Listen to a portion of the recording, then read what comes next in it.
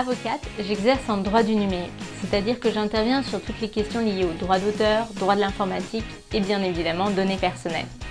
Toute la mise en place de services de télémédecine, mais également la création d'entrepôts de données ou bien encore la mise en conformité d'applications mobiles de santé sont autant de sujets que nous traitons au sein du département santé numérique. La cybersécurité, c'est un enjeu majeur pour le secteur de la santé. L'été dernier, l'ANS, l'Agence du numérique en santé, a publié un rapport qui relevait une augmentation de 20% en 2019 des signalements d'incidents de sécurité des établissements de santé. Or, lors de cyberattaques, une réglementation très éparse s'applique. Des notifications auprès de différents acteurs doivent être faites, auprès de la CNIL, auprès de l'ANSSI, auprès des ARS, auprès de l'Agence du numérique en santé et selon des délais très différents à chaque fois. Il faut donc se préparer au mieux aux cyberattaques. Il faut bien évidemment faire des audits de sécurité, il faut sensibiliser le personnel, mais également préparer une procédure de notification des violations de données.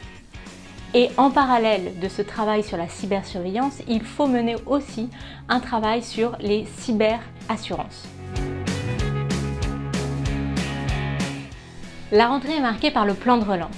6 milliards sont dévolus au secteur sanitaire dans le cadre du Ségur de la santé, dont 3,5 milliards spécifiquement pour le numérique. Une première enveloppe est allouée à la modernisation des outils numériques des acteurs de la santé et également au rattrapage du retard dans l'interopérabilité des systèmes informatiques. Cette modernisation des outils numériques va permettre de converger vers davantage de sécurité, de confidentialité et de partage des données dans ces systèmes informatiques, nécessitant par là même la mise en place de réglementations très différentes telles que la PGSS-ISS, l'interopérabilité, l'hébergement des données de santé, mais également le RGPD ou encore la directive NIS.